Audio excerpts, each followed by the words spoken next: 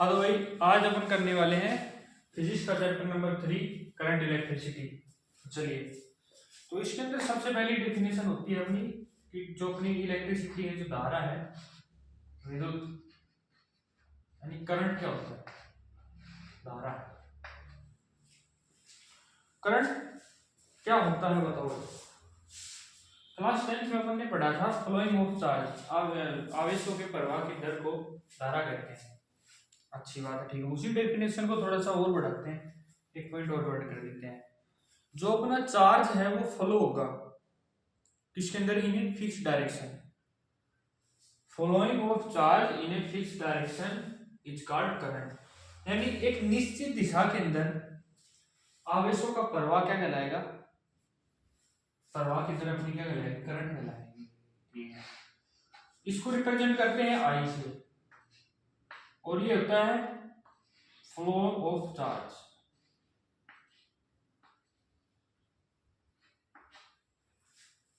ठीक है, ये आ गया, फिक्स डायरेक्शन में आएगा, कोई दिक्कत नहीं है। चैप्टर नंबर 1 में पढ़ा था कि चार्ज का यूनिट होता है अपना कूलम, और टाइम का होता है सेकंड। ठीक है, तो ये क्या हो जाएगा? कूलम इनवर्स, या लिख दो। और वैसे किसके बराबर होता है? एम्पियर। इसका मात्रक एम्पियर। आवेशों के प्रवाह की दर, flowing of charge in a fix direction is called electricity. लिख देना आप। निश्चित दिशा के अंदर आवेशों के प्रवाह की दर को विद्युत धारा कहते हैं। कोई दिक्कत नहीं, ठीक है, पहले चीज होगा। नंबर सेकंड की बात करें, यूनिट आ गई। अब मैं कहूं कौन सी क्वांटिटी होती है ये, इसकी राशि कौन सी होती है, तो आप क्या बोलोगे? ये होती है स्केलर। जी हाँ, डायरेक्शन है, लेकिन क्यों स्केलर आ गई है? किस कारण? क्योंकि ये vector law of addition does not follow. यह वेक्टर के सदिश नियमों का पालन नहीं करती है, सदिश के नियमों का पालन नहीं करती है, because this is not follow the combination rule of vector. This is general, ठीक है, ये लिख देना है। आप ऐसे लिख सकते हो, डोंट फॉलो वेक्टर लॉ। ऐसे जो बस आपको जानकारी के लिए बता रहा हूँ, वैसे तो आएगा नहीं, लेकिन याद भी तो थोड़ा सा भी भाई होता है। ओके, ये बात है। अब एक चीज और देखिए, एक डायग्राम बनाता हूँ।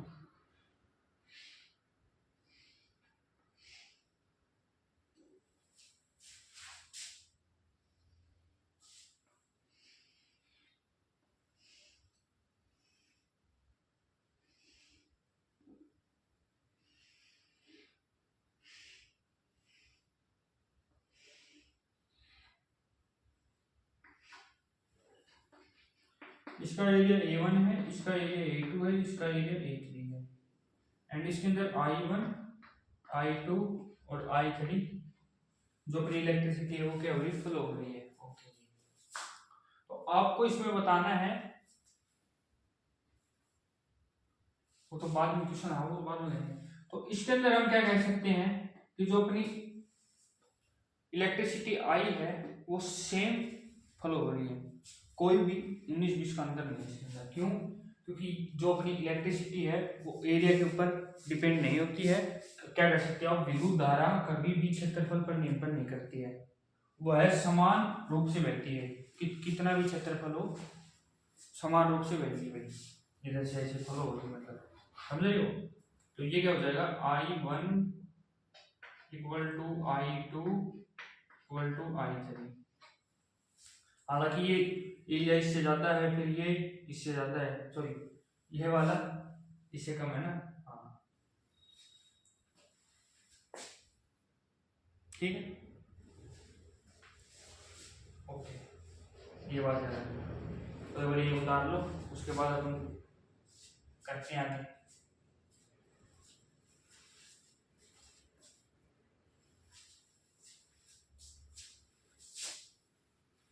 ले लो स्क्रीन शॉट, ले लो जल्दी से। अब एक डायग्राम बनाता हूँ। जो अपने इलेक्ट्रॉन सब भी पॉजिटिव चार्ज की ओर आगे, यार ये क्वेश्चन आम था लेकिन चलो फिर बना लेंगे। देखो ये सर्किट है अपना, इतना तो जान रहा है, ये कोई कंडक्टर है यानी कोई चालक है। वायर ले लो आप एक बार, इलेक्ट्रॉन है, इन्हें फ्री पर पॉजिटिव नेगेटिव पॉजिटिव नेगेटिव, और इसके अंदर आई फ्लो हो रही है इलेक्ट्रिसिटी, तो आई इलेक्ट्रॉन इस प्रकार डायरेक्शन, ये पॉजिटिव चार्ज की डायरेक्शन की तरफ वो करेगी, प्रवाह करेगी, फ्लो होगी। ठीक है, ओके। और एक चीज आपको पता है कि जो अपना ये कंडक्टर है, तो कंडक्टर के अंदर चार्ज को कही सकते हैं, यानी चार्ज को वाहक, आवेश वाहक बोलते हैं अपन।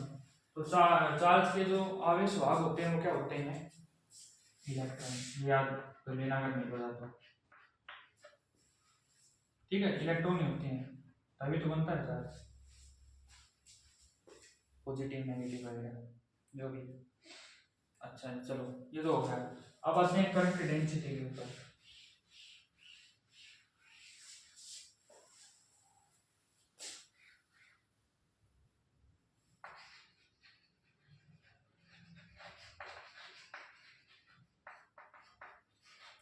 करंट डेंसिटी क्या होती है? यानी धारा घनत्व है। धारा घनत्व क्या होता है? Current flowing per unit area, per unit area, जो इलेक्ट्रिसिटी फ्लो हो रही है पर यूनिट एरिया के अंदर, और इसको हम रिप्रेजेंट करते हैं इसके अंदर पर यूनिट एरिया, यानी प्रति एकांक क्षेत्रफल में उत्पन्न धारा, धारा घनत्व कहलाती है। सिंपल सा है, जैसे रिप्रेजेंट करते हैं। ठीक है, and this is vector quantity, ऐसे बोल सकते हो आप।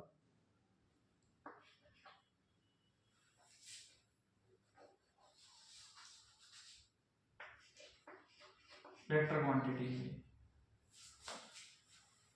और इसकी जो यूनिट है वो जाएगी एम्पियर मीटर स्क्वायर, एरिया की मीटर स्क्वायर होती है, ये आपको पता होना चाहिए। दो बातें हो गई। अब एक चीज और देखिए, जे है वो प्रोपोर्शनल होता है इलेक्ट्रिसिटी के, डायरेक्टली प्रोपोर्शनल, और ये आ जाएगा। इसका मतलब क्या होता है? यानी जे इंक्रीज हुआ तो क्षेत्रफल क्या होगा? कम होता है, यानी डिक्रीज। अगर क्षेत्रफल ज्यादा है तो करंट डेंसिटी जो आएगी वो कितनी जाएगी? नीचे जाएगी, कम हो जाएगी। ये चीज है, जैसे कि मैंने वो क्वेश्चन दिया था आपको,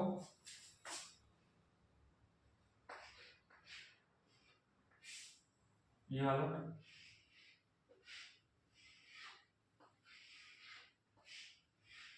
ये वाला I1 है, इसको थोड़ा छोटा सा कर लेते हैं, अच्छे से बनाता हूँ मैं एक बार। क्वेश्चन है, जल्दी से नोट कर ले, फिर जानता तो मैं क्वेश्चन बना देता हूँ।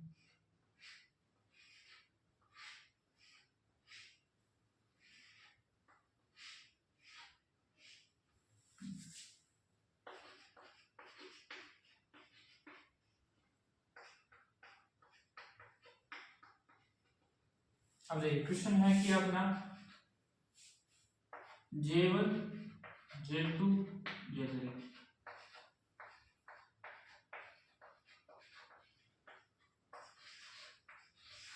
ये बताना था मेरे को। तो इसमें से बताओ कौन से ऑप्शन आएंगे, जल्दी बताओ, जल्दी बताओ आप।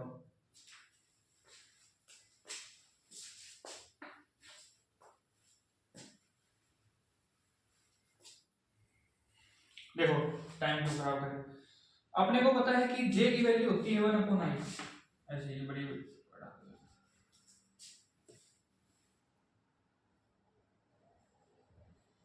ठीक है। J की वैल्यू होती है I/A, सॉरी। तो इसकी क्या हो जाएगी? J1 की वैल्यू हो जाएगी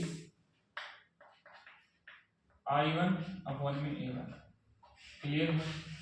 यहां पर आपको क्या दिख रहा है? A है वो सबसे कम है, तो J सबसे ज्यादा होगा, सिंपली सी बात है। इसके अंदर ये बीच का है, इससे जाता है और इससे क्या है कम है। तो ये वाला जे वाला देखो, तो जे वाला क्या होगा, इससे ज़्यादा होगा, इससे कम होगा, फिर से ग्रेटर देन आएगा और उससे कम होगा। तो ऑप्शन नंबर ए करेक्ट हो जाएगा, इसको अप्लाई करेंगे तो, क्योंकि ये ज़्यादा ये कम जे, और ये कम तो ये ज़्यादा। एक क्वेश्चन आया हुआ है, क्वेश्चन भी एक, तो बस, और इसके लिए I1 I2 I3 इक्वल हो जाएंगे। ओके जी, अब बढ़ते हैं रिलेक्शन। नोट बोले जल्दी, रिलेक्शन करते हैं।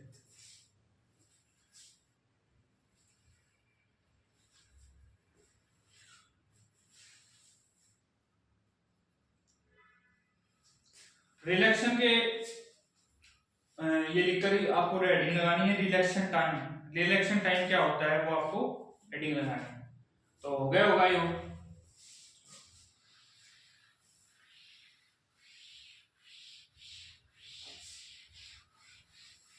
इसको रिप्रेजेंट करेंगे टाउ से, जो आपने पहले पढ़ा था,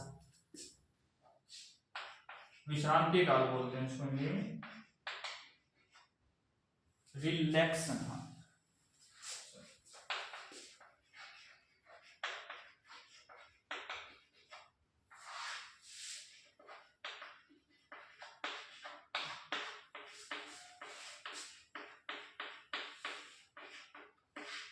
विश्रांति काल, काल से याद आया, क्या याद आया, टेंस, टेंस काल होते हैं ना 10th क्लास में, 8th में जो क्लास होती है उसके अंदर आते थे।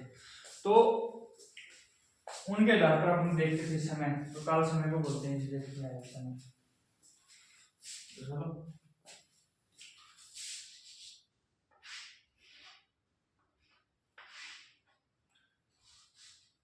इसकी किताब के अंदर जो डेफिनेशन है वो थोड़ी सी अलग है, लेकिन मैं अलग बता देता हूँ। जैसे मान लो कोई इलेक्ट्रॉन है मान लो, और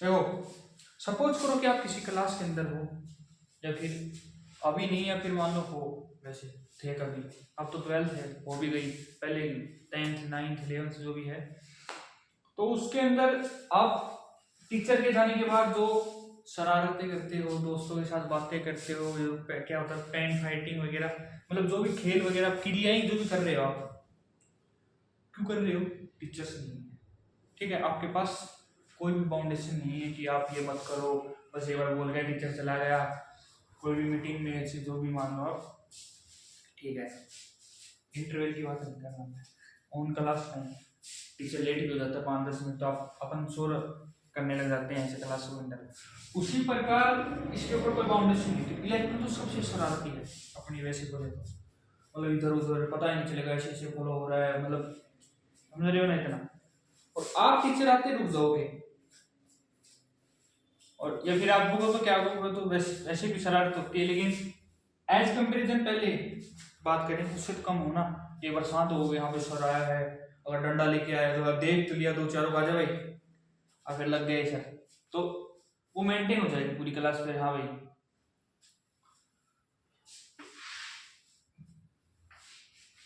ठीक है। तो उस प्रकार से इलेक्ट्रॉन फ्री, इनके पास फ्री पथ होता है, अपना मुक्त पथ होता है बोलते हैं हम जो भी, ठीक है, कोई बाउंडेशन नहीं होती इनके ऊपर। तो उसी प्रकार मान लो ये डायग्राम के हिसाब से समझना, अब वो क्या अजीब डायग्राम है। सबसे पहले मैंने यहीं से स्टार्ट किया,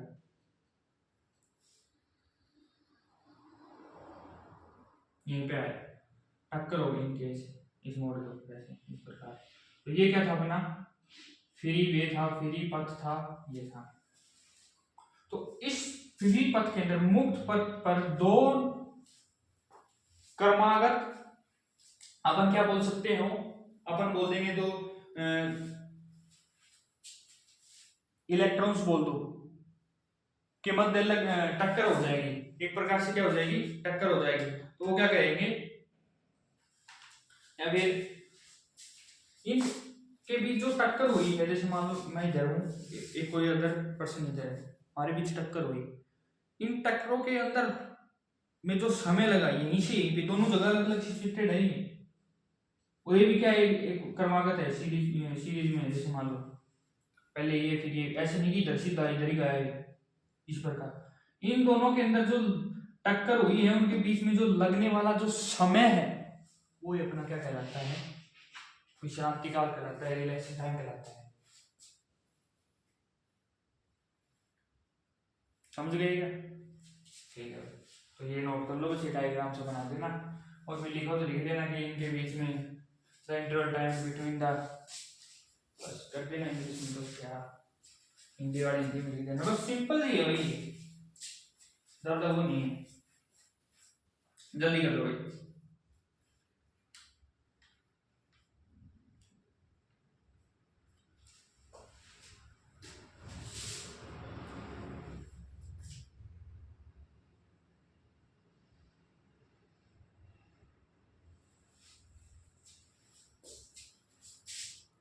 ड्रिफ्ट वेलोसिटी पढ़ते हैं, ड्रिफ्ट ड्रिफ्ट होती है, ड्रिफ्ट वेलोसिटी, अपवाह है, अपवाह हो गया, अपवाह।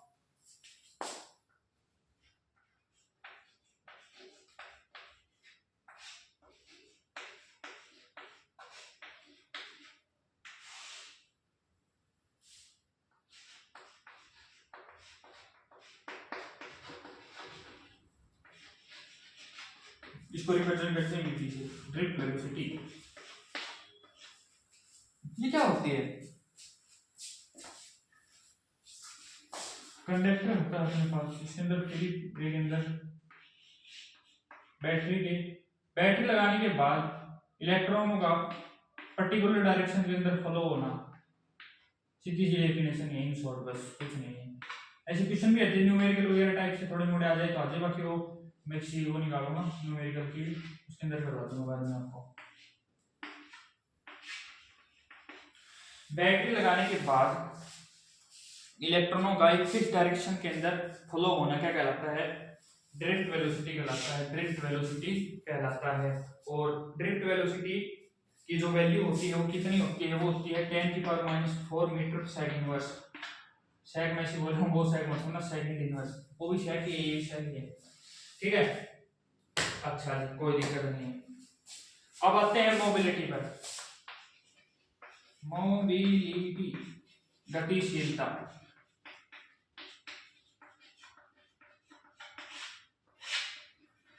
तब तक ये थोड़ा सा डायग्राम बना दो और डेफिनेशन निकलूंगा।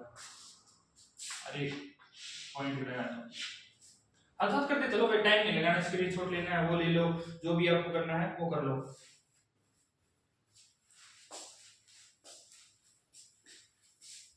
सेम वही है, इसको लिखते हैं म्यू से रिप्रेजेंट करेंगे और ये हो जाएगा बी डी बाई ए, और इसकी डेफिनेशन क्या बतानी है? प्रति एकांक क्षेत्रफल में उत्पन्न अपवाह वेग को क्या कहते हैं? गतिशीलता कहते हैं। समझ गए क्या? सॉरी, एरिया नहीं, इलेक्ट्रिक फील्ड बोलो। यानी drift velocity per unit electric field, per unit electric field, ठीक है, is called mobility. Drift velocity per unit in electric field is called mobility. प्रति एकांक विद्युत क्षेत्र के अंदर उत्पन्न अपवाह वेग को क्या कहेंगे? गतिशीलता कहते हैं। ये फॉर्मूला याद रखना। एंड एक ये भी बन जाएगा बी डी बराबर में म्यू ई। बहुत से बनेंगे आगे, बहुत काम आएंगे, ये याद रखना। ये दो फॉर्मूले ये बन गए हैं, वो याद रखना, ठीक है। और जो इसकी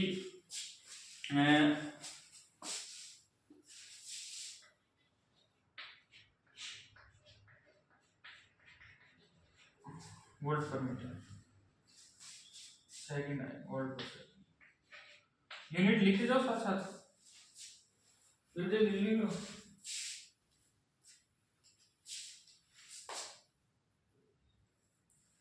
कर लो जल्दी से।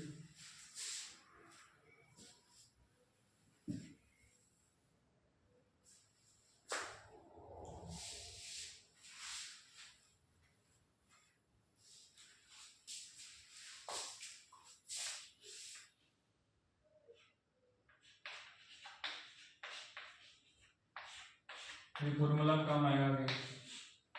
फॉर्मूले बनाने सिखाएंगे आपको धीरे धीरे।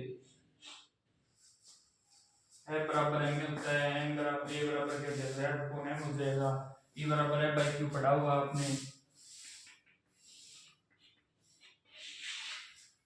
ऐसे ऐसे आएंगे, धीरे धीरे आएंगे आपको।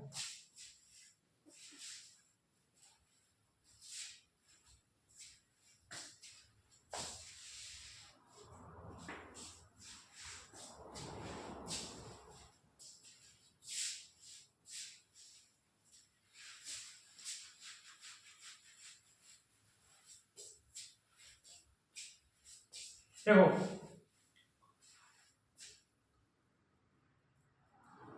वैसे देखा जाए तो ये होती है स्पीड, वेलोसिटी। और स्पीड का फॉर्मूला आप जानते हो क्या होता है, distance upon time, D upon T. Distance को लिखते हैं मीटर से, टाइम को लिखते हैं सेकंड से। तो वेलोसिटी है तो क्या हो गया, m upon s. Electricity newton per m upon s और सी, एम सी अपॉन में एस है, एम सी अपॉन में एस है, बस सीधी सी बात है ना।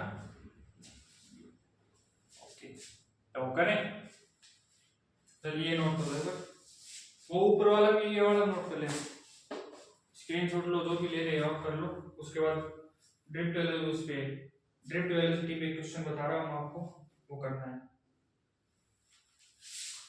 पहले वो कर लेंगे क्वेश्चन।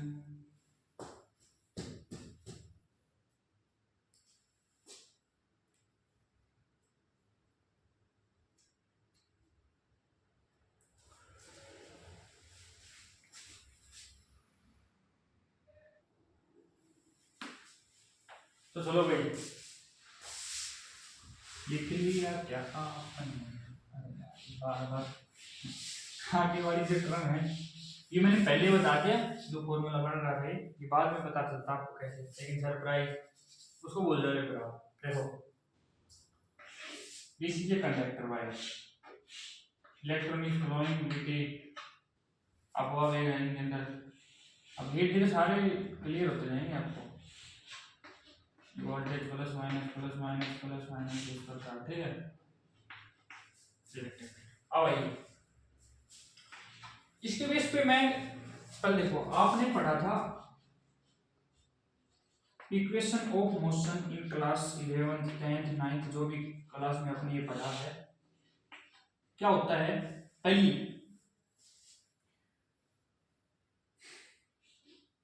v बराबर u प्लस के टी।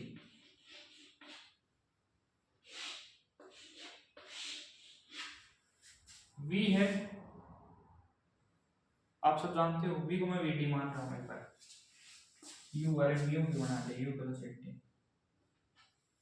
और उससे पहले एक बार आप ये देख रहा v बराबर f बाई क्यू। क्यू की जगह मैं ले रहा हूं ई, इलेक्ट्रॉन्स तभी तो बनते हैं।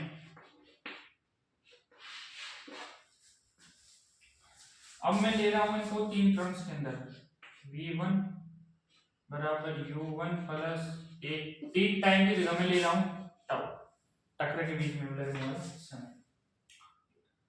एक्सीलरेशन है वो कांस्टेंट रहता है, एक ही रहेगा, कोई बदलेगा नहीं बार बार में। अब जल्दी से बना देते हैं ये इक्वेशन।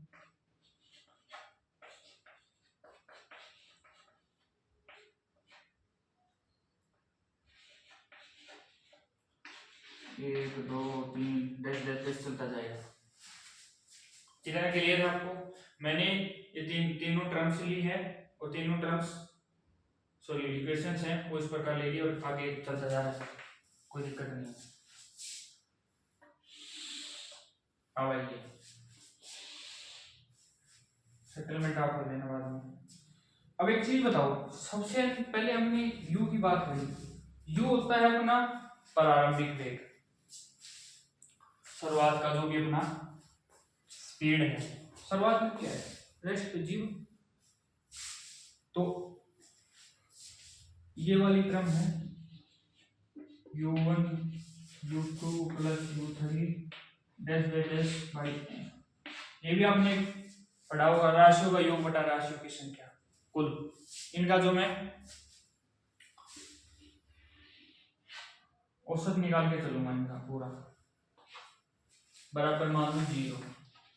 ओके, और ये उतार लो फटाफट, फिर वो हम करेंगे ना, रफ कर देंगे यार इसको, कैसे बना लो जल्दी से, स्क्रीनशॉट ले लो जो भी आप करना चाहते हो,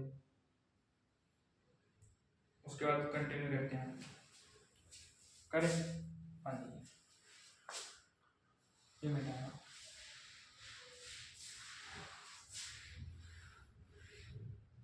ये मिटा देता हूँ, और ये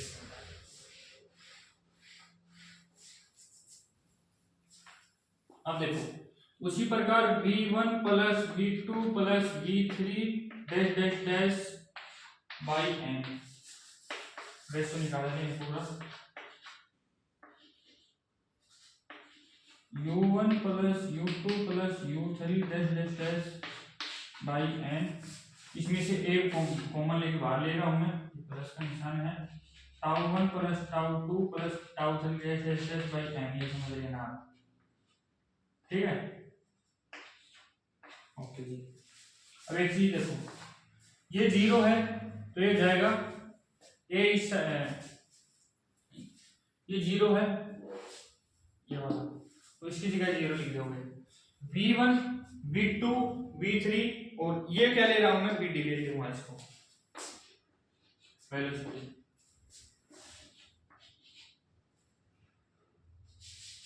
इतना क्लियर है सबको? क्लियर है क्या? v बराबर में 0 प्लस में a टाउ, ये होता है f बराबर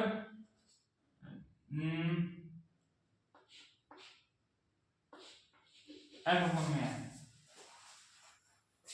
फोर्स अपॉन में मास।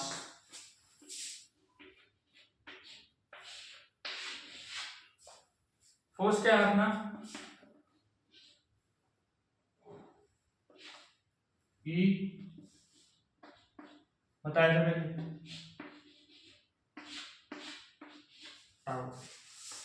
Vt बराबर में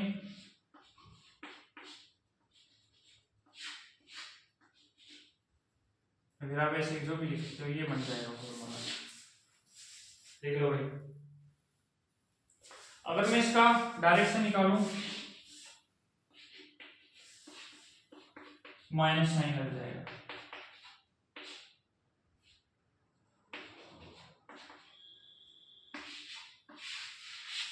और डायरेक्शन हटाएंगे तब ये हो जाएगा। इतना क्लियर है सबके? कोई दिक्कत है तो बताओ। ये इक्वेशन याद रखनी है भाई, ये वाली मैन तो। अब इसके बाद आते हैं हम relation between current and direct velocity, विद्युत धारा के बीच में और जो अपना अभव वेग है उसके रिलेशन निकालेंगे, मतलब वो एक फॉर्मूले निकलेंगे, ये इसके इक्वल है, वो उसके इक्वल है, नोट कर लो भाई।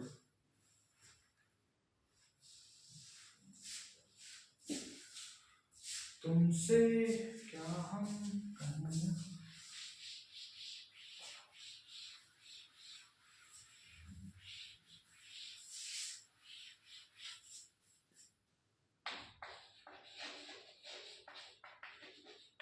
Relation between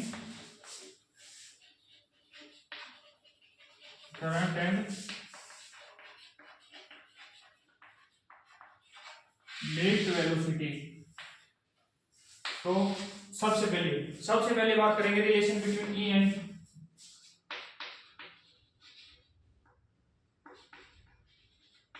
relation between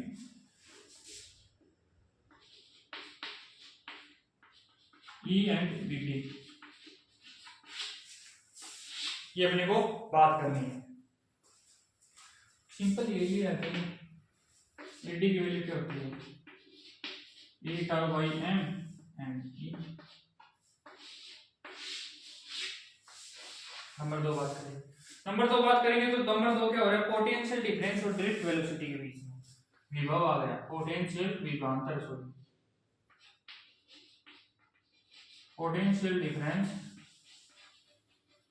and drift velocity, उसके बीच में क्या होगा? अभी तो अपने को आता भी नहीं है। क्यों? अरे V बराबर आपने पढ़ा था डी क्या था वो? जो अपने दोनों प्लेट्स थी कैपेसिटर की, उनके बीच की डिस्टेंस। आया कुछ याद में? चैप्टर नंबर 2 E की वैल्यू जल्दी बताओ। मैं नहीं बताऊंगा। अगर ये दूरी में L के बराबर लेना हो तो E बराबर हो जाएगा V/L। डिस्टेंस मान लो L है तो ये हो जाएगा V बराबर EL। और जो अपनी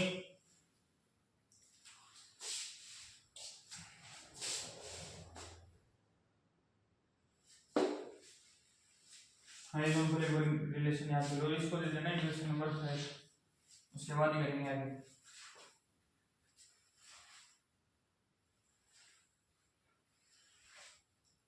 तुमको क्या बताऊं, तो फिर इधर भी कर देता हूं। चलो इधर देख लो। इधर अपन कहते हैं कि भाई इक्वेशन फर्स्ट से फ्रॉम इक्वेशन पहले से क्या करेंगे? जब ये थी vt का मान इसमें ये था, इसके अंदर vt बराबर ड्रिफ्ट वेलोसिटी के बीच में रिलेशन ही बताना है, तो vt बराबर पोटेंशियल डिफरेंस के अंदर ये निकाल लिया अपन ने। तो e tau by m and e बराबर इसकी वैल्यू क्या है? v/l है, v/l आ गई। तो इसका मान कितना हो जाएगा टोटल? vt बराबर में e टाउ या फिर e v टाउ जो भी आपको सूटेबल लगे ml। ये सोर्स नोट में काम आएंगे भाई, बनाते जाना आपको। और सोर्स नोट तो बन गए नहीं बने आपके। फिर आते हैं करंट एंड ड्रिफ्ट वेलोसिटी के ऊपर।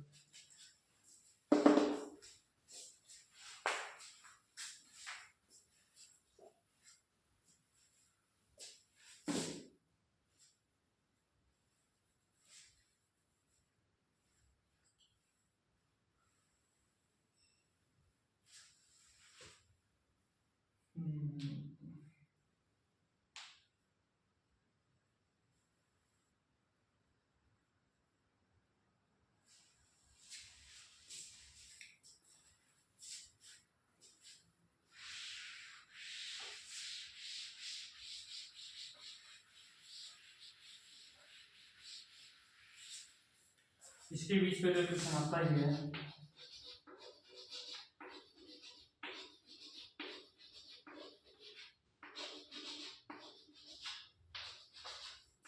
ये सेम क्या है इसमें? अब लिख दो सी एंड वीटी के बीच में। देखो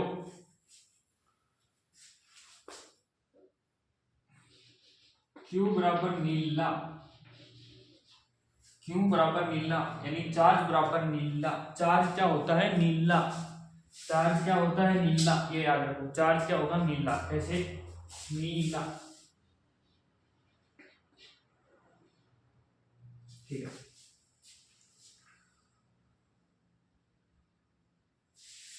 चार्ज की डेफिनेशन आप क्या दे सकते हो? नंबर्स ऑफ इलेक्ट्रॉन, इसका फॉर्मूला बता रहा हूं। चार्ज बराबर क्या हो जाएगा? Numbers of electron into volume. D दूरी थी, ए एरिया हो गया नीला। समझ में आ गया? या फिर आप इसको कैपिटल ए में भी दे देना। हाँ कैपिटल ए दे देना।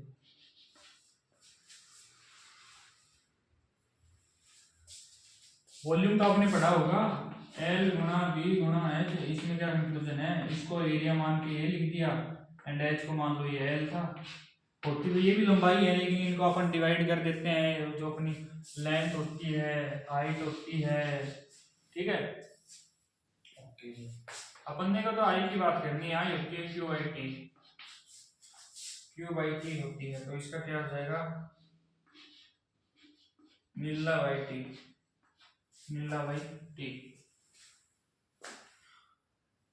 और आप जानते हो कि Vt बराबर एल अपॉन में ए होता है। वीटी बराबर यानी ये होती है अपनी स्पीड, स्पीड होती है डिस्टेंस अपॉन में जो क्या होता है, अरे यार ये कहाँ से आ गया, टाइम है सॉरी, दूरी बटा समय। स्पीड होती है दूरी बटा समय के बराबर। तो उसी हिसाब से मैं क्या करता हूँ, आई की वैल्यू लिख देता हूँ फ्रॉम दिस इक्वेशन। इक्वेशन देंगे भी नहीं लेकिन डायरेक्ट कर देंगे, अपने को आई की वैल्यू निकालनी है। N e a l by t की लिए तो एन नंबर ऑफ इलेक्ट्रॉन नहीं हो गया, एल को एल बाई ए हटा दो, ये तो ए और उसके जगह लिख दो बी। इसको सही क्रम में लिखेंगे तो बी ना वी डी एक बार भूल जाओ, वी ये भी नया बन गया, हो गया वी ना, और इसको लगा दो v d. Drift velocity e charge electrons over charge, ठीक है, नंबर्स ऑफ इलेक्ट्रॉन्स एन। बोलो क्या नहीं बना, अरे बन गया कि नहीं बना, वीना वीना वीना, इसको वीना, ये नीला ये वीना। बोलो कितनी सरल भाषा में बता दिया यार अब आपको। अब इससे सरल तो आप ले भी कह सकते हो, नोट करो, इम्पोर्टेंट है भाई ये, इम्पोर्टेंट है, याद रखना, आएगी जरूर।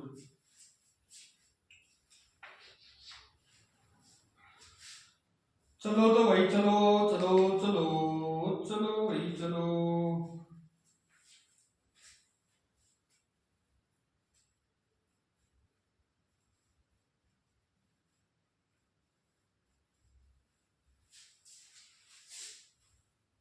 अब एक और बच गया इसके अंदर, आपने सब कुछ कर लिया, मोबिलिटी बच गई ना, गतिशीलता म्यू, वो भी देख लो, करंट एंड बिटवीन, लिख देना relation between current and mobility, गतिशीलता, धारा और गतिशीलता के बीच में संबंध, हिंदी वाले लिख देना।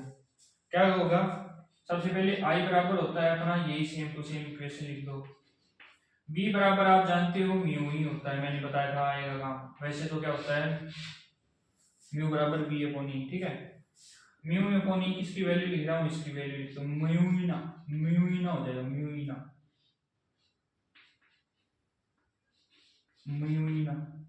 बड़े में लिखता हूँ,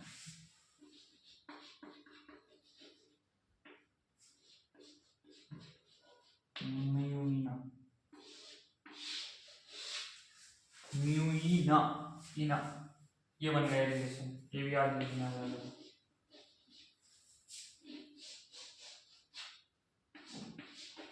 कर लो भाई, कर लो जल्दी से।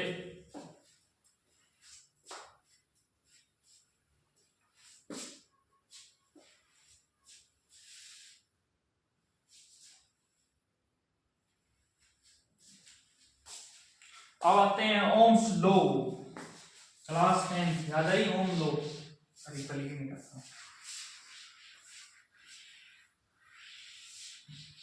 ओम का नियम, ओम एक अपने साइंटिस्ट महाराज थे, उन्होंने भी कुछ अपना एक नियम लेकर चले गए बेचारे। तो क्या नियम था, अभी नियम आपको यार याद नहीं होते, कैसे याद नहीं होंगे आपको भाई, कैसे याद नहीं होंगे आपको, आपको याद तो होंगे ही।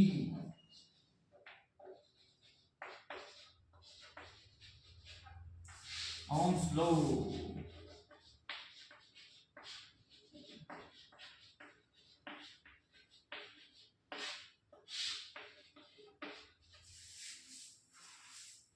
देखो ओम क्या कहते हैं, अगर किसी,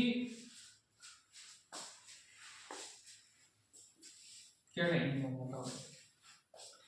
जो अपना पोटेंशियल होता है, जो अपना पोटेंशियल होता है, डिफरेंस पोटेंशियल, और जो अपनी इलेक्ट्रिसिटी होती है, वो एक दूसरे के डायरेक्टली प्रोपोर्शनल होते हैं, एक दूसरे के क्या होते हैं, डायरेक्टली प्रोपोर्शनल। क्या कह रहे हैं देखो फिर से, कंडक्टर के अंदर मैं इलेक्ट्रिसिटी फ्लो कर रहा हूं तो वो आई हो गई, और उनके जो बीच का पोटेंशियल डिफरेंस है, डिफरेंस विद्युत विभवांतर, वो उसके क्या होगा, इलेक्ट्रिसिटी आई के डायरेक्टली प्रोपोर्शनल होगा। सीधी सी बात है, v बराबर डायरेक्टली प्रोपोर्शनल टू i। ठीक है, प्रोपोर्शनल के साइन को हटाने के लिए मैं ले रहा हूं r is a constant, v बराबर आई आर। फॉर्मूला हो गया आपका तैयार, v बराबर आई आर, फॉर्मूला इज तैयार। या आर आई भी लिख सकते हो, पहले वो लिखते हैं ना अपन। r की वैल्यू हो जाएगी v बाई आई। कितने फॉर्मूले, एक फॉर्मूले से तीन फॉर्मूले तो बन ही जाते हैं क्यों भाई, एक फॉर्मूले से तीन फॉर्मूले तो बन ही जाते हैं। अब आपसे कोई पूछ ले v और i के बीच में दरार बताओ भाई,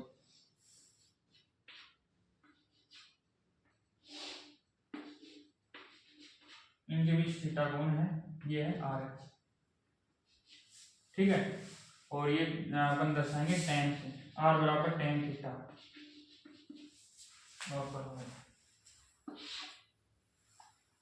एक क्वेश्चन लाता हूँ उसके आप जल्दी से,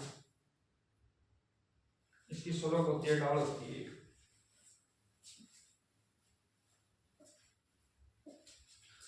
कोई आपसे पूछ ले कि ये है 3, ये 4 ले लिया,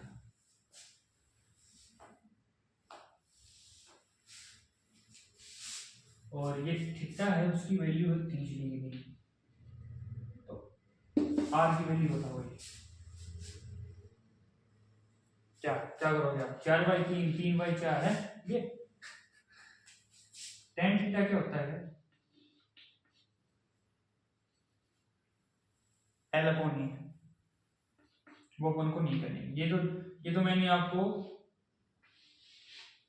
कंफ्यूज के लिए दी थी। मैंने क्या कहा था, सीधा स्लोप 30 डिग्री का, तो tan 30 डिग्री, थीटा की वैल्यू 30 डिग्री है, तो tan 30 डिग्री कितनी हो जाएगी अपनी, 1/√3। सिंपल है बस। तो r की वैल्यू कितनी आएगी, 1/√3। कोई किंतु कोई परंतु नहीं है।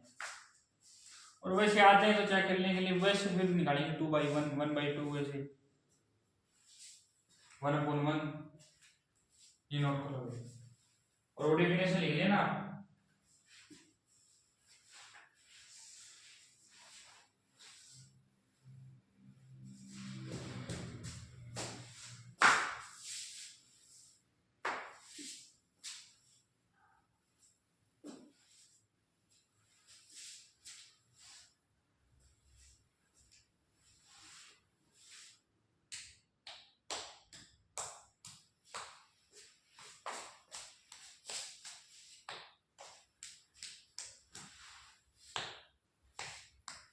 ओम का साइन क्या होता है, पाई, नहीं ऐसे आगे काम आएगा।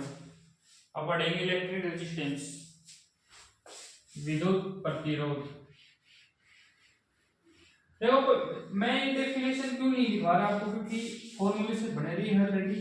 मेन फॉर्मूला काम आएगा, डेफिनेशन आएगी तो फॉर्मूला याद है तो आप खुद भी बना सकते हो। उसी प्रकार अपन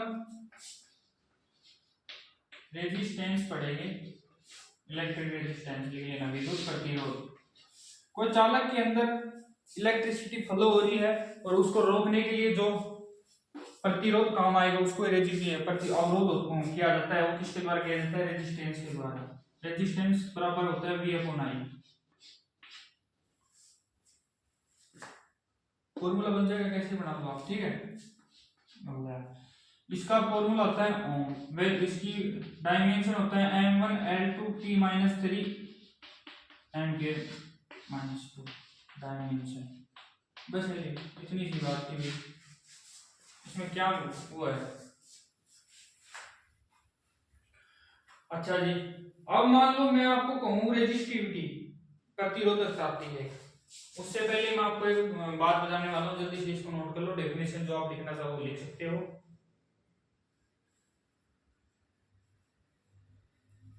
जल्दी कर लो।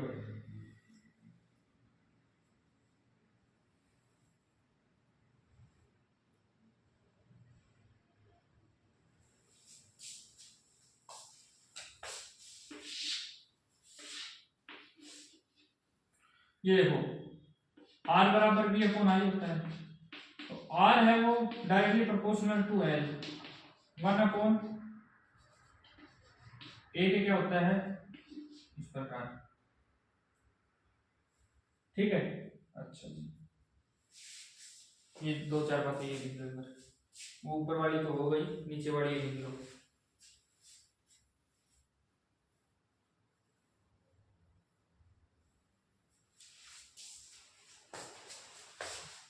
तो ये टोटल कितना हो जाएगा, ठीक है। मान लो ये कोई कंडक्टर है जिसके अंदर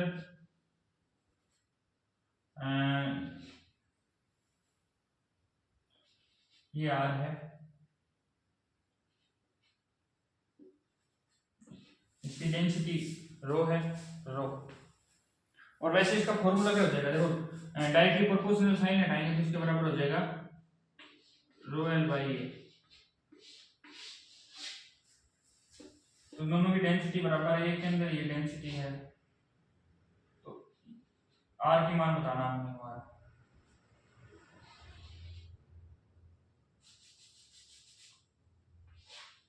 पहले वही नोट करो, फिर आपको एक क्वेश्चन करवाता हूँ तैयार में, काफी होगा क्वेश्चन, थोड़ा सा छोटा ही है, बड़ा नहीं है, जल्दी कर लो भाई।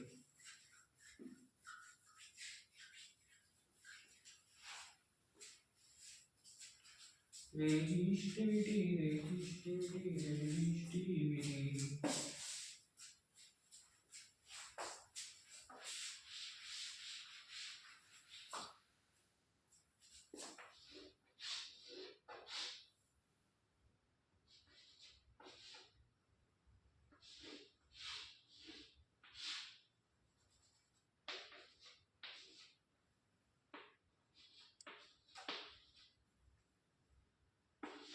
देखो ये क्वेश्चन तो नॉर्मल था ये, तो देखो इसकी लंबाई एल है, इसकी लंबाई बतानी है हमें कितनी एल होगी, आर 3r है इसके अंदर आर, तो आर है वो इसके 3 टाइम्स मल्टीप्लाई के अंदर है, ठीक है।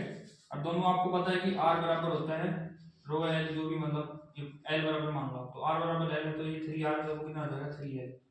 बस ये क्वेश्चन था, ये इससे छोटा छोटा आया हुआ है, कर लो भाई जल्दी से। और इसको जो रो का साइन है इसको बोलते हैं रेजिस्टिविटी, प्रतिरोधकता, वो भी पढ़ेंगे अपन।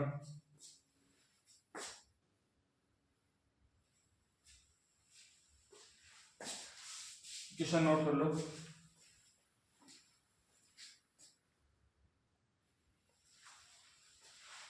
तो चलो करते हैं रेजिस्टिविटी, प्रतिरोधकता।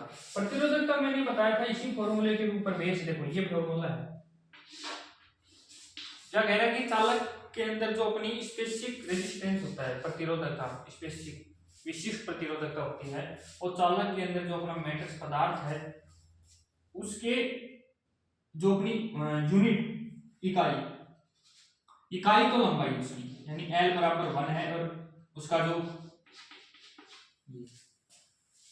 पर यूनिट हो जाएगी, तो यानी क्या हो जाएगी, इसे अगर प्रतिरोधकता निकालूं तो ये हो जाएगा आर, उस साइड जाएगा आर एल बाई, प्रतिरोध है वो इनके एकांक में, जिसके अंदर एल बराबर 1 सेंटीमीटर है, ए बराबर 1 सेंटीमीटर है। बस ये कहना चाह रहे क्वेश्चन, कुछ भी नहीं है क्वेश्चन के अंदर, बस यही है। तो उसके बराबर ये ए हो जाएगा, तो रो की वैल्यू आर के बराबर, बस ये बताना चाह रहे हैं, सिंपल था, इसके बाद कुछ नहीं था, ये लिख देना रेजिस्टिविटी प्रतिरोधकता। अब आते हैं कंडक्टिविटी, चालकता करेंगे अब, चालकता।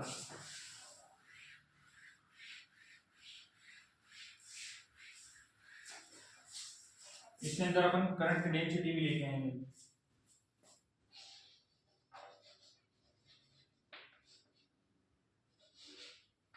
कंडक्टिविटी क्या हो गया आपको, अच्छा जी कुछ नहीं होगा इसको, इसका साइन है ये सिग्मा बोलते थे अपन मैथ की भाषा में ना। देखो सबसे पहले करंट के ऊपर बात करते हैं, करंट बड़ी इंपॉर्टेंट होती है ये चीजें, नोट पे लेवल सोर्स नोट भी बनानी है आपको। अब ये मत सोचा करो यार ये ऐसे ही है, और जितने भी अलग अलग आ रहे हैं विद्यार्थी भाई बहन मेरे जो भी है, वो चैनल सब्सक्राइब करो और शेयर करो सबके पास, कुछ तो सीखो यार। देखो आई की वैल्यू है वो क्या होती है, आपको जानते हो, वी डी ना या फिर वी ई ना, वी ई ना ये होती है। ओके, ए को इस साइड लेके आ जाऊं तो ये हो जाएगा आई बाई ए। अब पिछले चैप्टर को याद नहीं करोगे, फिर इस तरह देखोगे तो क्या बताऊंगा आपको। वीन हो जाएगा, वीन। ठीक है, जे बराबर पिछले चैप्टर के तो इसमें है तो करंट डेंसिटी, जे बराबर हो जाएगा वी ई एन, जो भी आप लेते हो, वीन हो जाएगा। वीटी की वैल्यू आपको सब जानते हो, वीटी की वैल्यू होती है म्यू ई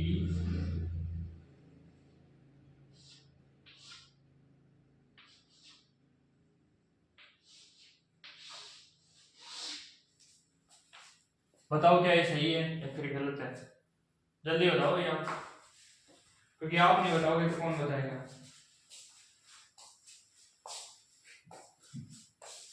बताओ बताओ, अरे मूर्ख हो, जब ये आ गया तो ये कैसे आएगा।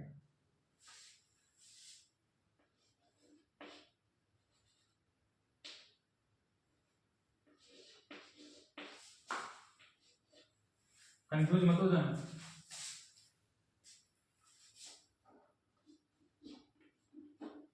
जे बराबर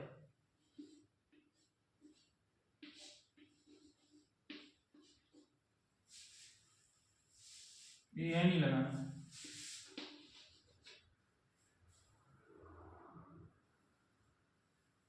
अब देखो जे बराबर क्या हो जाएगा, n e square, n e square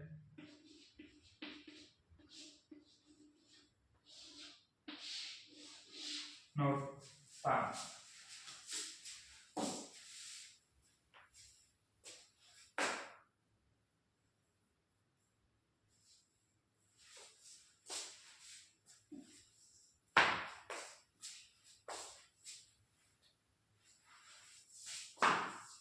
कर लो कर लो,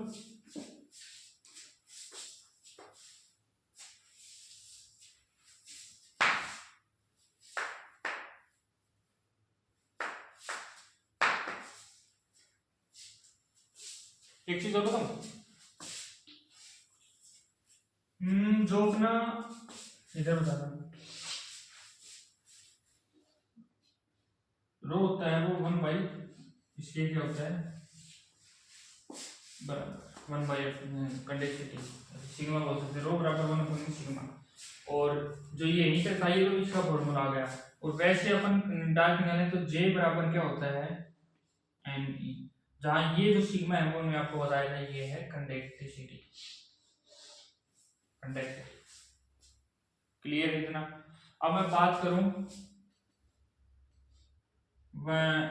इसकी, तो ये कितना हो जाएगा, ओनली ये वाली टर्म सिग्मा है, तो इसको मैं कर देता हूँ रिवर्स ऊपर, मतलब पलट दे रहा हूँ, ये इसका फॉर्मूला आ जाएगा, ये वाला फॉर्मूला, ये तो इसमें निकल आएगा, ये वाला, और ये भी याद रख लेना, और एक चीज ये याद रखना, और ये बनाते जाना, ये तो सीक्वेंस है जो पिछली थी उसी प्रकार। आप समझ में आने लगा धीरे धीरे, नोट करो।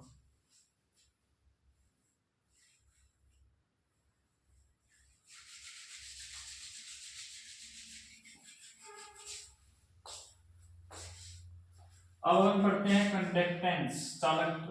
उसके अंदर देखो 3 चीजें आती हैं, कंडक्टर आता है, इंसुलेटर आता है, और बता दो सेमी कंडक्टर आता है। तो वो मैंने आपको पहले बता चुका हूँ, हर चैप्टर में वो आ रहा है बीच बीच में, लेकिन फिर भी मैं बता रहा हूँ आपको। देखो कंडक्टर होते हैं जो इलेक्ट्रिसिटी को अपने अंदर फ्लो होने देते हैं, मेटल्स हो गए, वुमेन हो गए, ठीक है, जो भी मेटेलिक थिंग है वो होगी। नंबर 2 पे आता है इंसुलेटर, इंसुलेटर होता है विद्युत प्रतिरोधी, जो इनके अंदर इलेक्ट्रिसिटी फ्लो नहीं होने देता है, इंसुलेटर कहलाता है। जैसे जैसे अपना हो गया रबड़, रबड़ के बाद पेपर, और भी आप एग्जांपल ले सकते हो, रबड़ हो गया, पेपर हो गया, और क्या बोलोगे आप, और अपनी जो लकड़ी है वो बोल दो, कांच है वो बोल दो, बना सकते हैं ये, बना भी सकते हैं। और सेमीकंडक्टर के अंदर आते हैं, सेमीकंडक्टर होते हैं जो विद्युत का आधा, तो इसके अंदर कभी कभी तो ये इंसुलेटर की तरह का वर्क करते हैं, और कभी कभी ये वर्क करते हैं कंडक्टर की जैसे, दोगला बोल सकते हो अपनी वजह से, दोगला है एक तरफ उसका। और ये इसके अंदर आर आ गया, उसके इंसुलेटर के अंदर आर और रो और टी टेम्परेचर। अच्छा क्लियर है। अब आते हैं नॉन ओमिक डिवाइस, गैर ओमीय पदार्थ, नॉन ओमिक, अनोमीय पदार्थ बोल सकते हो जैसे हम, ओमीय दो थे, ओमीय या अनोमीय पदार्थ।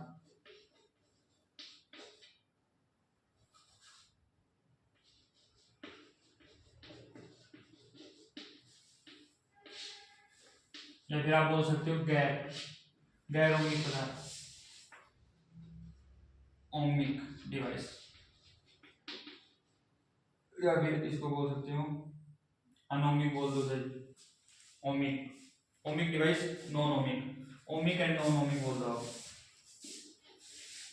And non ohmic. ओमिक जो ओम के रूल का क्या करते हैं, फॉलो करते हैं, जैसे v बराबर आई आ रही है, आई। जो नॉन ओमिक जो ओम का रूल है वो फॉलो नहीं करते हैं। सिंपल सी बात है, ओम का रूल फॉलो करने वाले कौन होते हैं, मेटल होते हैं, मेटल के अंदर आई फॉलो हो रही है तभी तो ये अब इक्वेशन अप्लाई हो रही है। नॉन ओमिक जो ओम के रूल का फॉलो नहीं, ओम के रूल को फॉलो नहीं करते, वो होते हैं नॉन ओमिक को। जैसे अपना वैक्यूम हो गया, ट्यूब हो गया, सेमीकंडक्टर हो गया, सेमी डायोड हो गया, लिख लो vacuum, tube, semiconductor diode, semiconductor diode, हाँ लिख लो।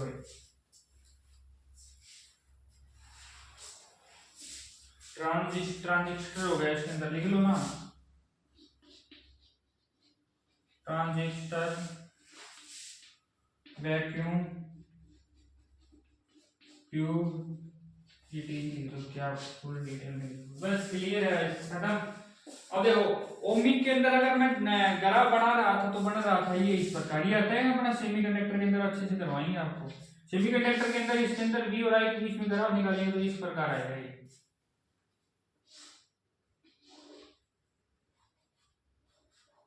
ठीक है। इसके अंदर स्ट्रेट लाइन, इसके अंदर ऐसे।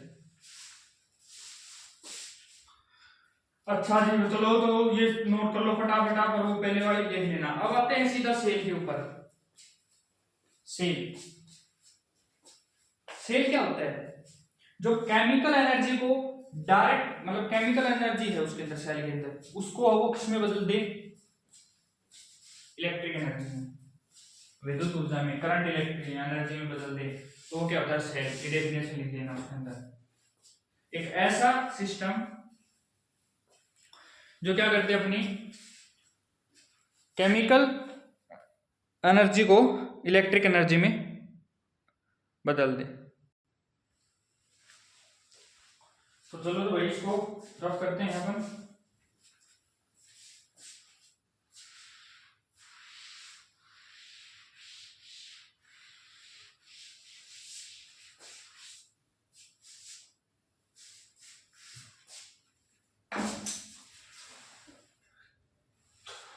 देखो सेल, केमिकल सेल भी बोल सकते हैं।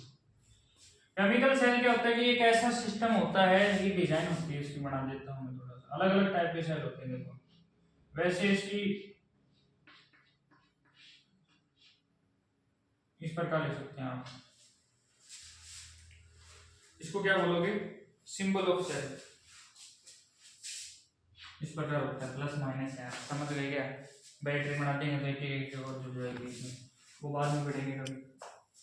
तो देखो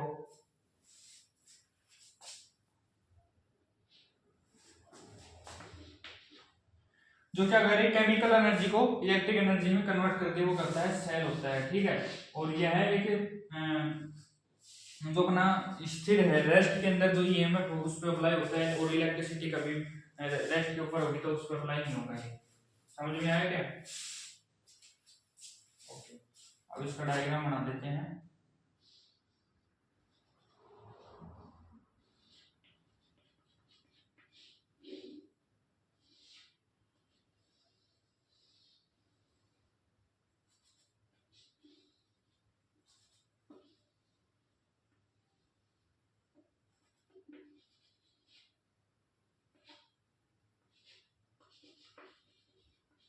ये एनोड होता है, ये कैथोड होता है, इतना आपको पता ही है। ये दो प्लेट्स होती हैं ये ना, अच्छा जी, इनके बीच में आए इलेक्ट्रॉन्स, एक बाल्टी बना दी मैंने, इलेक्ट्रोलाइसिस हो रहा है इसमें, इलेक्ट्रोड से समझ जाना, इलेक्ट्रो, बाकी किताब में देख लेना है, कई जगह पर लोग वैसे बता देते हैं, पतली पतली स्टिक्स हैं ये कैथोड, ये एनोड, ऐसे बना देंगे इलेक्ट्रोड, अपने को ऐसे नहीं करना है। और भाई ये आप अगर इसकी कुंजी बनाना चाहो यानी की बनाना चाहो तो ये बना देना। क्लियर है इतना डायग्राम? बस एक नोट कर लो, और वो डेफिनेशन मैंने आपको बताई है वो क्लियर है ना। और भाई वो तो सीधी सी बात है, सर्किट बना रहा हूँ जैसे ये आर हो गया,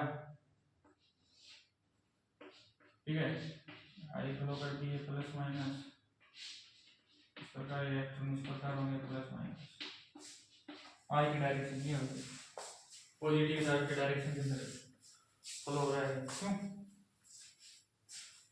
यहीं तक क्लियर है? अब ईएमएफ को देख लेते हैं, इलेक्ट्रोमैग्नेटिक फोर्स ईएमएफ। देखो अगर मैं आपकी ईएमएफ के बारे में बात करूं, कोई जो अपना सेल है वो जो उसके अंदर से जो करंट निकलेगा वो धारा है ना, धारा वो आपूर्ति नहीं कर रहा। जब कोई सेल धारा की पूर्णता आपूर्ति नहीं कर रहा है, अगर मैं किसी चीज के अंदर सेल के द्वारा इलेक्ट्रिक एनर्जी को बनाना चाह रहा हूँ केमिकल से, तो वो ढंग से आपूर्ति नहीं कर पा रहा उसको, ठीक है। तो उसके जो टर्मिनल है, दो सेल के दोनों टर्मिनल्स हैं, उनके बीच में जो पोटेंशियल डिफरेंस होगा, पोटेंशियल डिफरेंस होगा वो क्या कहलाएगा अपना, वही कहलाएगा अपना ईएमएफ। ईएमएफ अगर सेल द्वारा किसी उपकरण के अंदर, उपकरण जहाँ एक उपकरण सेल है जिसके द्वारा हम किसी चीज के अंदर धारा प्रवाहित करने की कोशिश कर रहे हैं, वो उसको पूरी तरीके से सहमत नहीं कर पा रहा है, तो वो क्या कहलाता है, उनके टर्मिनल होते हैं, तो टर्मिनलों के बीच की जो विभवांतर पोटेंशियल डिफरेंस आएगा वो क्या हो जाएगा, ईएमएफ। क्लियर इतनी बातें? अच्छा जी। नंबर 2 पे बात करूं मैं, होता है पोटेंशियल डिफरेंस। पोटेंशियल डिफरेंस आपने पढ़ा था, भी बराबर आया, सेम निकलेगा वो, आ जाओ वो लिख लो बड़े डेफिनेशन की हम पढ़।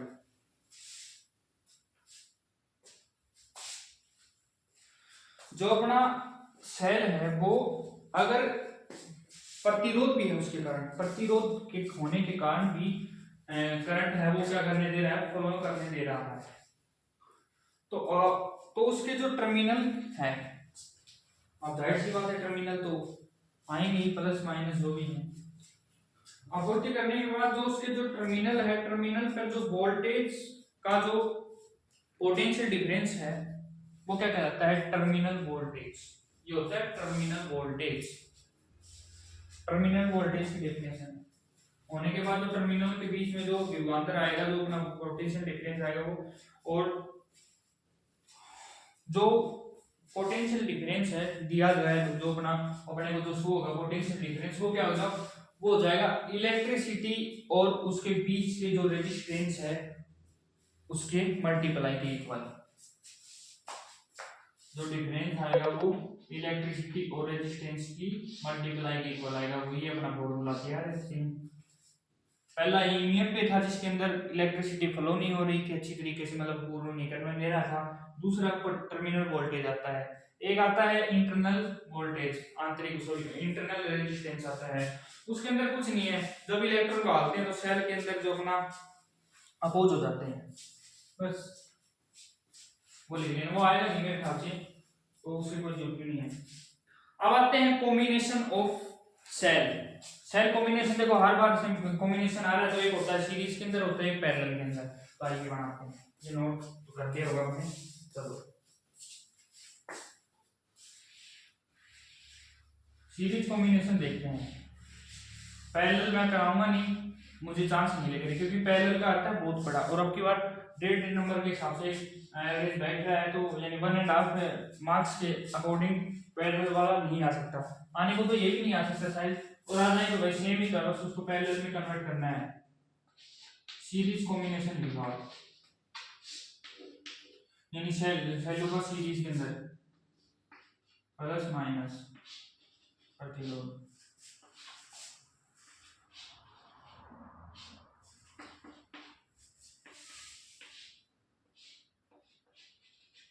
यह है इक्विवेलेंट रेजिस्टेंस पूरा।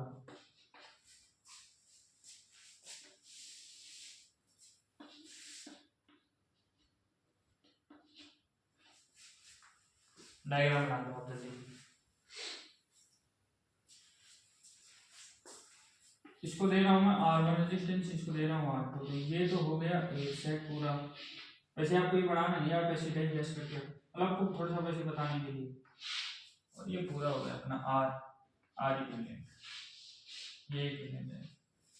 अब देखिए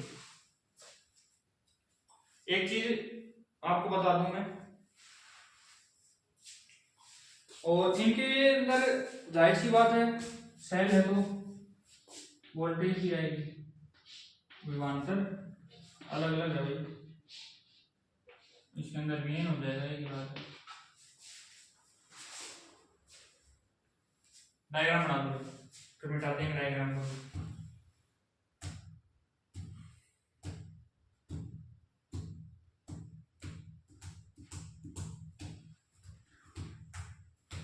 और ईएमएफ था ना, उसके हिसाब से दर्शा रहा हूं मैं, ई अब कभी आप सुबह से भी आता है तो ईएमएफ आया, उस हिसाब से ये आ गया। तो अपने पास है कि दो सेल है, ठीक है, तो कुछ प्रश्न में दर्शा रहा है दो सेलों के बीच में जो ईएमएफ होगा और जो इंटरनल रेजिस्टेंस होगा वो अपना क्रम से ये है अपना E1 में E2 है, और उनके रेजिस्टेंस हो जाएगा R1 R2 हो जाएगा। इनको हम सीरीज कॉम्बिनेशन करेंगे इनका, तो V बराबर क्या हो जाएगा,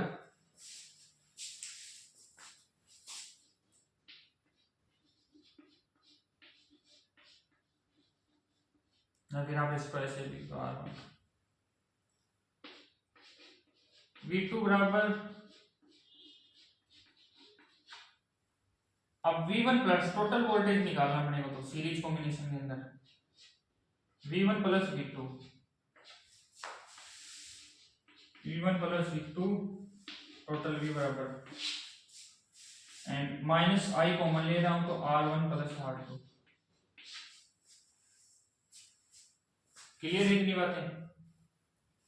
तो एक बराबर तो क्या हो जाएगा, एक बार तो हो जाएगा कि जो अपना टोटल ई आ रहा है, आई को भूल जाओ, एक बार टोटल ईएमएफ है ई इक्विवेलेंट ये हो जाएगा।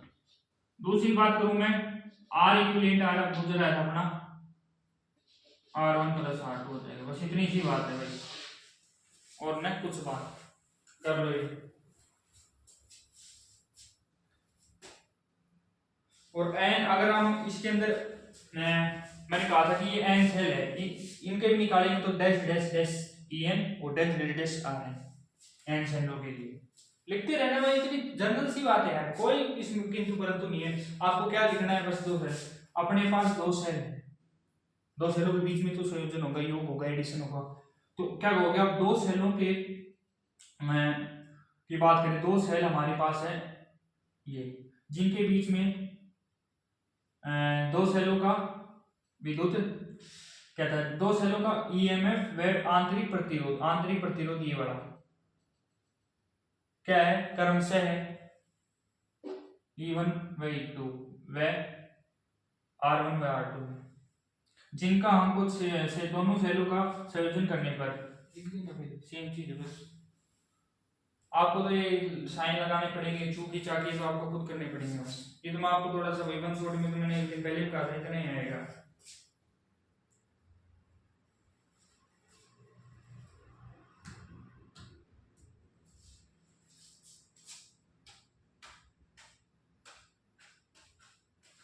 और भाई अगर आप सेलों का समांतर संयोजन करोगे तो भी वही बात है, उसके अंदर बस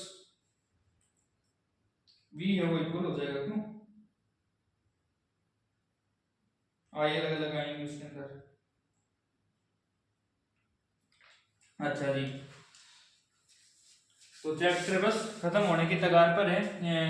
2 और 3 और 4 टॉपिक बचे हैं बस। एक तो किरचॉफ का लॉ, एक ब्रिज मीटर ब्रिज वाइनस्टोन ब्रिज हो जाएगा, और क्या हो जाएगा इलेक्ट्रिक पावर। हाँ इलेक्ट्रिसिटी पावर, इलेक्ट्रिक पावर बोल सकते हो, इलेक्ट्रिक एनर्जी, विद्युत शक्ति, विद्युत शक्ति, विद्युत ऊर्जा।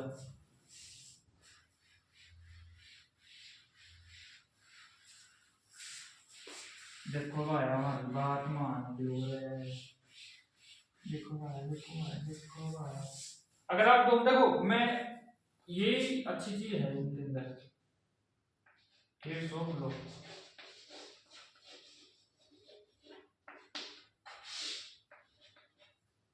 दो लो दिए थे इसने, दो लो थे इसके। एक तो था जंक्शन, जंक्शन नियम, संधि नियम, संधि वाला। दूसरा था वोल्टेज के ऊपर, वोल्टेज नियम, लूप नियम। तो दो भागों में डिवाइड कर देंगे, इसके अंदर लिख देना फर्स्ट रूल, इसके अंदर लिख देना सेकंड रूल। जनरली इनमें से कोई भी एक रूल पूछ लेगा। ये अपना होता है चार्ज कन्वर्सेशन पर।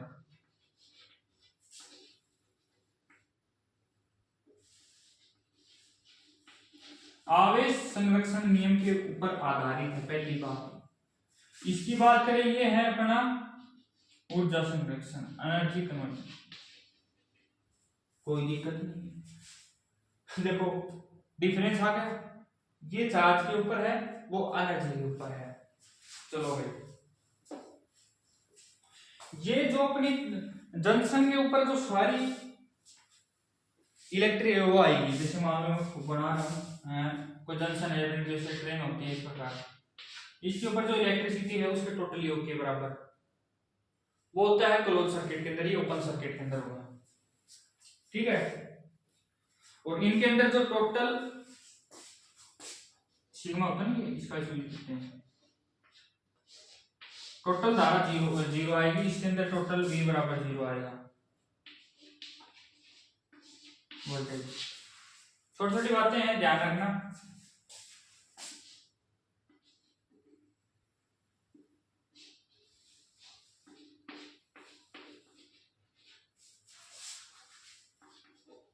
नेगेटिव,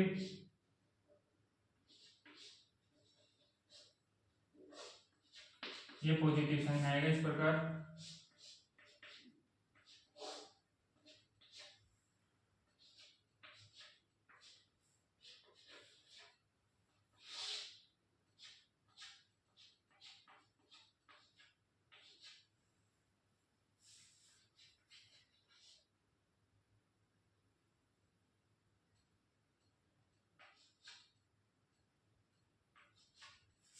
ये बात लिख लो, काम आएंगे भैया के लिए।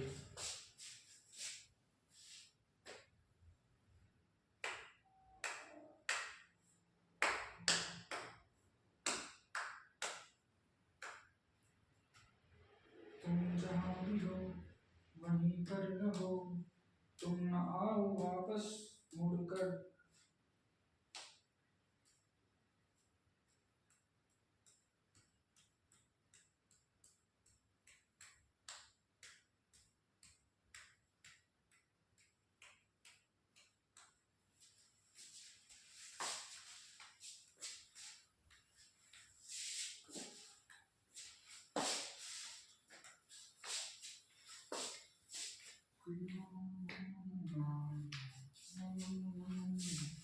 देखो इस प्रकार जाओगे तो नेगेटिव, इस प्रकार जाओगे पॉजिटिव, इस प्रकार जाओगे तो नेगेटिव पॉजिटिव।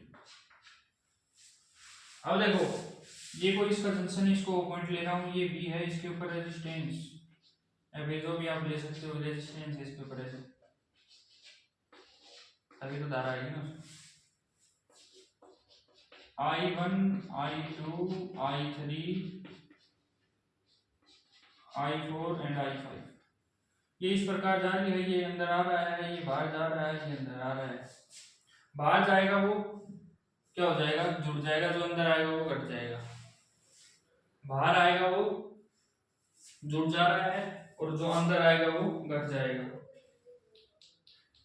सीधी सी बात है। और इनको इक्वल कर देंगे वैसे,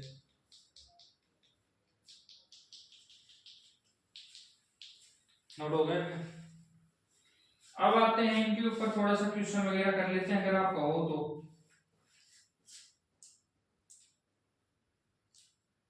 या फिर सीधे आगे चले।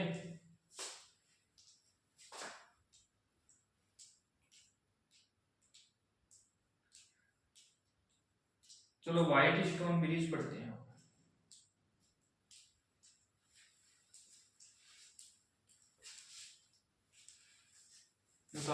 भाई सीधा रूल था इनके अंदर, देखो दो बातें याद रखनी, दो ही बातें इनके अंदर, कौन सी दो इनके अंदर संरक्षण नियम लग रहा है, एक में चार्ज एक में एनर्जी, इनकी टोटल जो आई है, इनकी टोटल वोल्टेज है वो जीरो होती है, योग कर देंगे, और आगे बताऊंगा।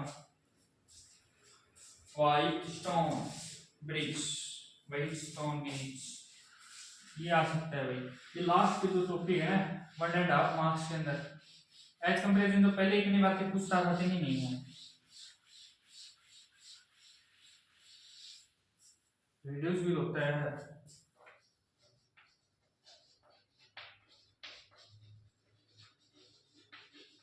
मीटर से टू, मीटर से टू, मीटर से टू, मीटर से टू, देखो ये होता है व्हाइट स्टोन, वही स्टोन ब्रिज का से टू,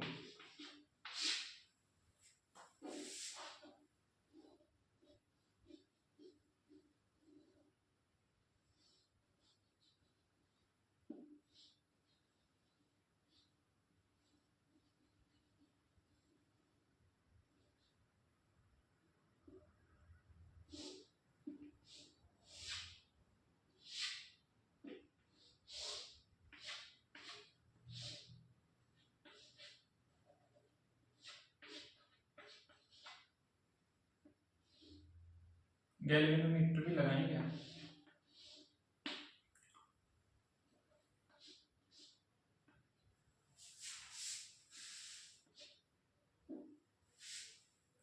इसको ले रहा हूं A B C D point and this is resistance P Q R S. अब देखो इसके अंदर आई इसके अंदर फॉलो हो रही है, दो डायरेक्शन है तो दोनों तरफ डिवाइड हो जाएगी, इसको अंदर मान रहा हूं मैं I2, सीधे क्वेश्चन स्टार्ट हो गया, ये I1 इस प्रकार का है, देखो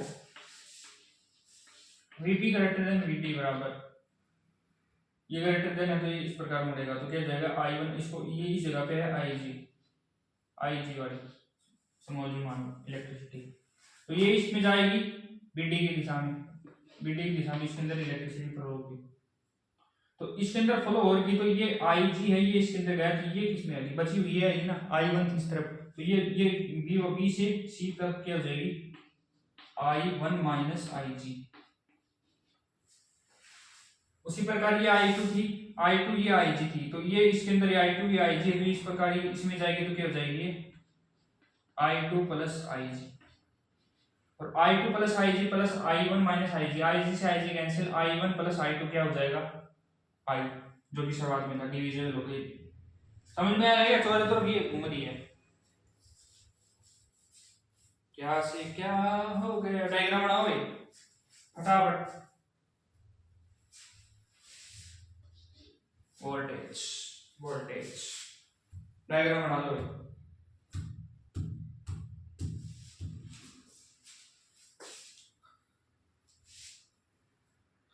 वीटी है वो, अगर वीपी बराबर वीटी हो जाएगा तो आईजी बराबर 0 हो जाएगा, टोटल 0 बराबर हो जाएगा, माइनस नहीं हो जाएगा क्या, तो होता है नल डिफ्लेक्शन बोलते हैं उसको, नल डिफ्लेक्शन बोलते हैं। अब according to Ohm law, according to Ohm's law, Ohm's law शुरू करेंगे तो क्या आ जाएगा भाई, चलो वो भी देखते हैं।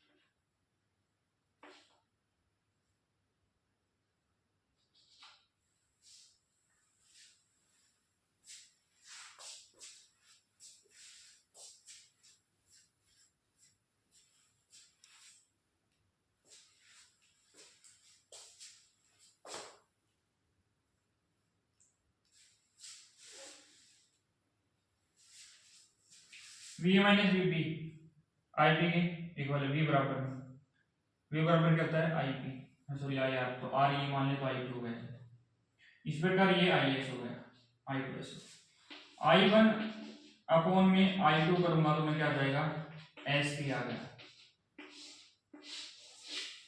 इतनी बात क्लियर है? अच्छा जी, अब मैं कर रहा हूं बीसी और डीसी के बराबर, बीसी एंड डीसी के,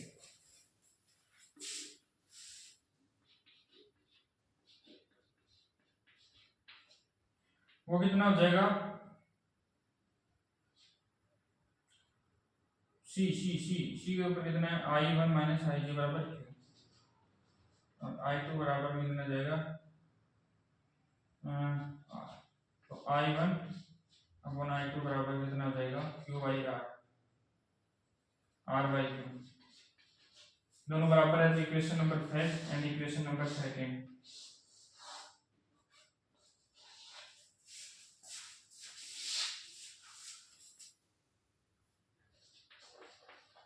एस पी बराबर में आर क्यू, पलट देंगे दोनों को, क्या जाएगा पी अपॉन में एस बराबर में क्यू अपॉन में आर, कुछ भी आ सकता है, अगर मैं इसके अंदर वैल्यू चेंज कर देता तो क्या आ जाता, बस पी क्यू बराबर में आर एस, दोनों इक्वल होती है इस प्रकार, व्हाइट स्टोन के बराबर रेजिस्टेंस,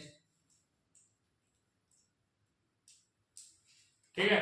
अच्छा जी, ये बन गया।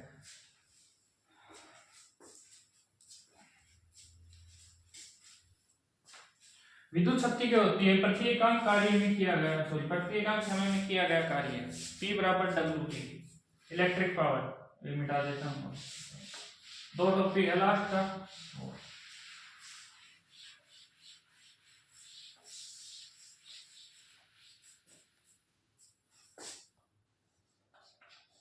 इलेक्ट्रिक पावर विद्युत शक्ति,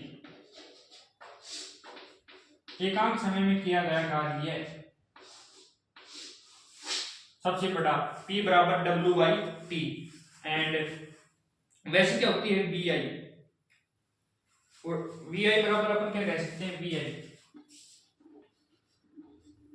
बी बराबर होता है आई आर, डब्ल्यू बराबर वी बराबर आई आर होता है, आई आर की जगह आई स्क्वायर आर, इतनी बात क्लियर है? ओके, 1 एचपी डिपेंड करता है, एचपी से अपने को, तो 1 एचपी बराबर 746 वाट शक्ति इसमें मापते हैं अपन, इसके अंदर मापी जाती है, और वैसे इसको लिख देंगे वी स्क्वायर बाई आर, अगर लिखना चाहे तो वी स्क्वायर बाई आर, तभी कैंसिल होगा। अच्छा जी, अब आते हैं इलेक्ट्रिक एनर्जी पर। इलेक्ट्रिक एनर्जी क्या कहते हैं, वी आई, डब्ल्यू बराबर वी आई होता है, आपको पता ही है, और वी आई बराबर होता है पी पीटी, पीटी कर देंगे, किसकी कर देंगे, पीटी, पीटी कर देंगे, डब्ल्यू बराबर वी आई टी।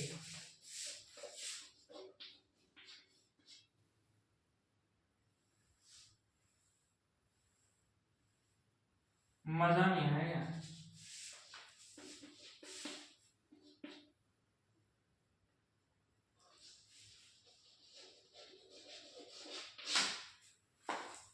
क्या हो गया ये,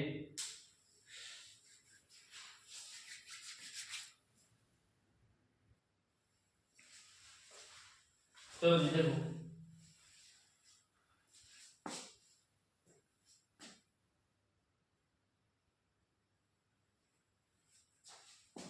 पूरा कॉन्सेप्ट समझो एक बार, कहीं भी नहीं आएगा, पता है मेरे को। P बराबर होता है H, ठीक, ये भी लिख सकते हैं, W बराबर H है, ठीक है, और P बराबर VIT, यानी P बराबर VI हो गया, ठीक है, ये हो गया VIT, W बराबर आ जाएगा VIT, जो पहले बताया था मैंने आपको। और अब ऐसे क्वेश्चन के अंदर लिखेंगे तो W बराबर VI होता है VIT, P से T कैंसिल, तो P बराबर VI हो गया। समझ में आ रहा है क्या इतना? ये तो नॉर्मल सी बात है, वो 746 वाट वो सही है। अब एनर्जी की बात करें, एनर्जी क्या होती है, अगर हम किसी सर्किट के अंदर चालक को एनर्जी दे रहे हैं, सॉरी बैटरी से लाइट दे रहे हैं, लाइट देने के में जो बैटरी को काम करना पड़ रहा है, वही काम क्या उसमें ऊर्जा में परिवर्तित होता है, वो क्या कहलाता है, इलेक्ट्रिक एनर्जी, सॉरी ये बोल इलेक्ट्रिक एनर्जी होता है। तो सीधी सी बात है, उसको हम किससे लिखेंगे, रिप्रेजेंट करेंगे, बताओ जल्दी से बताओ, वो किसके अंदर रिप्रेजेंट होगी, W बराबर भी काम करना है तो W बराबर कितना होता है H, ये सीधी सी बात अपने को पता है, W बराबर H होता है। वैसे W बराबर क्या होता है,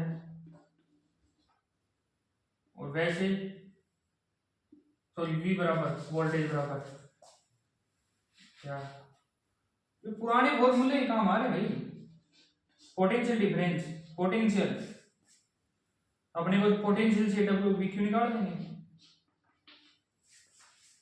इतना तो काम था, बताओ क्या कुछ नहीं आया इसमें समझ में आपको। V का मान अब इसी फॉर्मूले से अपनी वो आ जाएगी, V बराबर होता है IR, उसी प्रकार Q बराबर क्या होता है IT, अब लगा दो IR इंटू IT, ये भी IT ऐसे लिख लो एक बार, तो I स्क्वायर RT W बराबर, कोई दिक्कत है क्या, कोई दिक्कत नहीं है, I स्क्वायर RT, या फिर H बराबर भी लिख सकते हो, P बराबर VIT हो जाएगा, H बराबर कितनी हो जाएगी, एनर्जी की बात करें तो I स्क्वायर RT, और इसको उसके अंदर जो अपनी इसकी जो वैल्यू होती है वो कितनी होती है, वैल्यू होती है इसके अंदर इसका जो सॉरी वैल्यू से पहले इसके अंदर इसका यूनिट की बात करें तो होता है kWh, kilo watt per hour, kilo watt hour है ना kWh, 1 kilo watt per hour कितने जूल होते हैं, काम हो रहा है जब जूल आएगा 3.7 जूल, यूनिट हो गई इसकी kWh, और kWh बराबर कितना होता है 3.6 जूल, V स्क्वायर बराबर R V square T, V बराबर आ जाएगा और आप में R,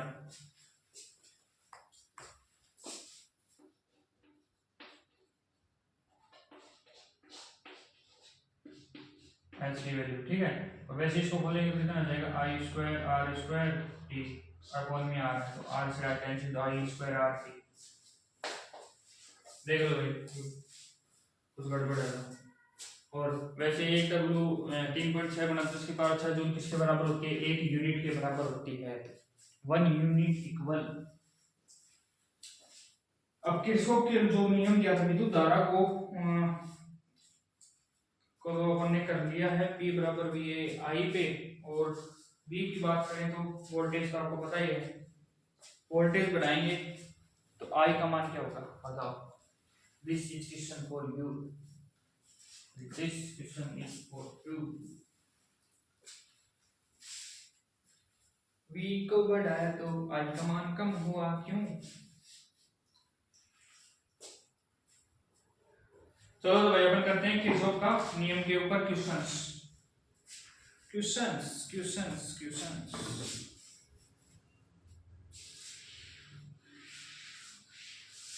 हाइस्ट लो है ना, उसके ऊपर देखते हैं।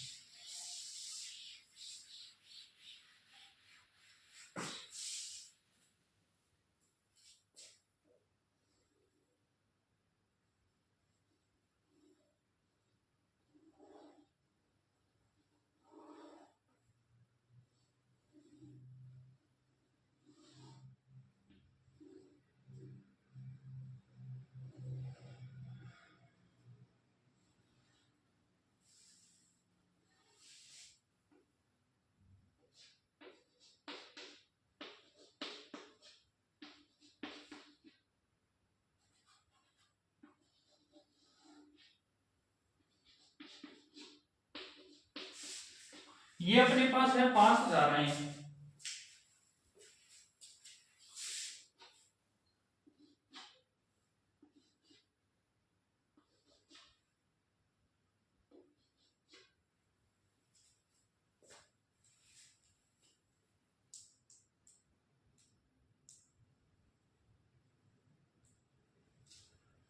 करें आगे। अंदर आ रहा है पॉजिटिव, बाहर जा रहा है I1, फिर अंदर आ रहा है, बाहर जा रहा है, अंदर आ रहा है, बराबर किसके होता है पढ़ाना।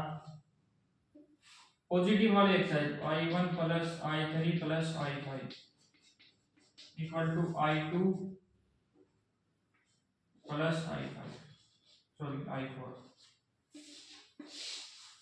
क्वेश्चन क्या है, कोई वैल्यू आ जाती है वो भी अपन कर लेते हैं आराम से, कोई दिक्कत थी इसमें? कोई दिक्कत नहीं थी, क्यों थी तो बता दो भाई, करते हैं उसको भी। और बस यही है, और क्वेश्चन आप खुद कर लेना, अपन जो भी आपके पास कुछ तो होगा ही। बाकी तो मैं पीवाई की सीरीज लेके आऊंगा और अच्छे से करेंगे उसको भी भाई। देखो लास्ट बार फिर कह रहा हूँ, जो भी मेरे ये लास्ट वीडियो देख रहे हैं, आप सोच रहे हो कि यार ये ऐसे लग रहा है बेको की तरह, ऐसे नहीं है भाई। जो मैं करवा रहा हूँ वो है ओनली फॉर्मूला के हिसाब से मैं आपको डेफिनेशन पढ़ा रहा हूँ, इसमें कुछ नया भी नहीं ले रहा। अगर आप एनसीईआरटी पढ़ोगे तो वो तो भाई देखो खुद जितना खुद करोगे ना वो तो उतना ही अच्छा है, ऑनलाइन में आपको कुछ भी नहीं मिलेगा, मैं खुद बता रहा हूँ। ये मैं आप बता रहे, मैंने खुद शॉर्टकट ऐसे करा करता था मैं, जितना खुद शॉर्टकट बनाओगे उतना ही आसान होगा। अब मैं फॉर्मूला बेस के ऊपर फॉर्मूला लिखकर मैं आपको डेफिनेशन तैयार करनी बता रहा हूँ, तो भाई ऐसे प्रकार होता है। लगभग तो शायद पर यूनिट पे आ रहे हैं, आधा मल्टीप्लाइज पे आ रहे हैं। और ये आई है, इसको द करंट है, इसको आई से रिप्रेजेंट करते हैं। आई बराबर Q by T, Q charge है, टी समय है। चार्ज को हमने पहले पढ़ा था, चार्ज के तो आई टी, ये तो है तीन टर्म्स थी उसकी। इक्वेशन आता है उसके ऊपर, इक्वेशन आया भी है, चार्ज के ऊपर इक्वेशन आया था। अगर चार्ज एक गतिमान है चार्ज, यानी उसके अंदर वेलोसिटी है, चल रहा है एक बार कांस्टेंट फिक्स, तो उसके अंदर क्या होगा, मैग्नेटिक फील्ड उत्पन्न है, करंट आएगा। आया भाई कुछ नहीं इसी प्रकार। तो ये छोटे छोटे क्वेश्चन आते रहते हैं, किसको के रूम में ही आएगा, ये इस प्रकार का क्वेश्चन आ सकता है टेस्ट लो के हिसाब से। या फिर उसके अंदर तो वे दूसरी बात पूछ लेगा कि कौन से कन्वर्सेशन के ऊपर आधारित है। तो अब थोड़ा सा ऐसे करते हैं कि देखो इसमें तो वो नहीं पड़ेगी, क्या बोलते हैं, पार नहीं पड़ेगी। अपन एक लंबी सीरीज लेके आता हूँ मैं पूरी, 4 चैप्टर 5th 6th 7 आगे से सारे मिक्स, एक वन शॉट पूरा बड़ा 8-9 घंटे का। देखो इसमें फोन में शूट करता हूँ तो फोन में आई थिंक रिकॉर्ड तो हो जाएगा, लेकिन क्या पता फोन भी डिस हो जाए चलता चलता, तो उसमें पार्ट 1 में डिवीजन कर देंगे, पार्ट 1 पार्ट 2 इस प्रकार। दो दो तीन चैप्टर तो मिक्स हो ही सकते हैं यार, क्यों उसमें तो, क्योंकि 4-5 घंटे का तो बन ही जाएगा अप्रोक्स। बाकी बीच बीच में कुछ नोट्स हैं वो आपको पीडीएफ तो बनाऊंगे मैं, पीडीएफ भी टाइम लगेगा यार आपको। तो वही आज के लिए इतना ही, मिलते हैं आपको इसके अगले टॉपिकों के अंदर। ये अगर नहीं समझ आए तो दोबारा ट्राई करना, क्वेश्चंस बनाना इसके हिसाब से, मेन फॉर्मूला बेस पे है सब, और बाहर कुछ भी नहीं आएगा। मैथ की भी सीरीज जलाने की कोशिश करूंगा मैं धीरे धीरे, क्योंकि फिजिक्स का पहला पेपर है उस वजह से लग रहा हूँ, केमिस्ट्री भी शुरू करनी पड़ेगी, और इंग्लिश हिंदी भी करते हैं, देखते हैं। इंग्लिश हिंदी तो क्या देखो यार, खुद कर लेना। तो बस बाय बाय।